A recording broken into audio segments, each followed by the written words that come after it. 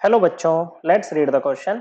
बच्चों क्वेश्चन में कह रहा है the value of Henry's constant for three different gases A B and C at 298 kelvin are 40.3 kilo bar, 1.67 kilo bar and 1.83 into 10 to the power -5 kilo bar respectively.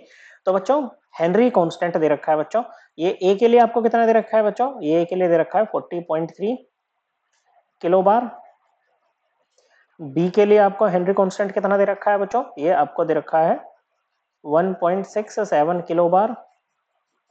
और वहीं अगर हम बात करें सी के लिए, ओके बच्चों, तीन गैस हैं ए बी सी। ओके बच्चों, सी के लिए आपको दे रखा है 1.83 into 10 to the power -5 kilo bar, ये आपको दे रखा है। Okay, now which of the following order is correct increasing order of solubility of the gases in water. Okay बच्चों, वाटर में इन तीनों गैसेस की सोल्यूबिलिटी को इंक्रीजिंग ऑर्डर में लगाना है। और सोल्यूबिलिटी होता है बच्चों the maximum amount of solute that can be dissolved in a solvent at a specified temperature. Okay बच्चों, तो देखो ये जो क्वेश्चन है बच्चों, ये हमारा हेनरीज लॉ के ऊपर बेस्ड है। ओके बच्चों, किसके ऊपर बेस्ड है? हेनरीज लॉ के ऊपर बेस्ड है, जो कि किसकी बात करता है बच्चों? ये बात करता है solubility of gases in liquid. किसकी बात करता है बच्चों? Solubility of gases in liquid की बात करता है बच्चों।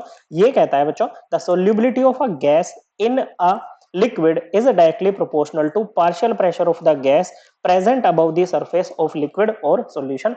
मान लो ये है बच्चों, ये कोई लिक्विड है, इसमें आपको कोई भी एक्स वाई जेड कोई भी है, मान लो एक्स गैस को आपको इसमें डिसोल्व करना है, तो इसकी सोल्यूबिलिटी किसके प्रोपोर्शनल होगी? It will be directly proportional to its partial pressure. जो इस गैस का पार्शियल प्रेशर होगा ना अबाउ द लिक्विड, उसी के ये बच्चों क्या होगी? डायरेक्टली प्रोपोर्शनल होगी। पार्शियल प्रेशर मान लो कोई वाई गैस भी है, तो एक्स का अपना कितना प्रेशर यहाँ पर लग रहा है, वो इसका पार्शियल प्रेशर होगा बच्चों। ओके, अब इसको हम दूसरे वे में भी डिफाइन कर सकते हैं, कंसंट्रेशन को, ये जो है सोल्यूबिलिटी को आप मोल फ्रैक्शन के टर्म में यहाँ पर डिफाइन कर सकते हो बच्चों।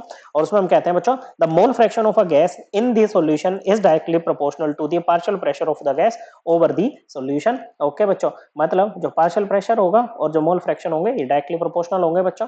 प्रोपोर्शनलिटी का साइन जब यहाँ से हटेगा तो जो कांस्टेंट आता है वो हेनरी लॉ कांस्टेंट या हेनरीज कांस्टेंट होता है बच्चों, इनटू एक्स। एक्स क्या है? मोल फ्रैक्शन है, काई भी हम इसको बोलते हैं। तो ये क्या है बच्चों? सोल्यूबिलिटी है। ओके बच्चों, इट इज रिप्रेजेंटिंग सोल्यूबिलिटी, तो ये किसके इक्वल हो जाएगा?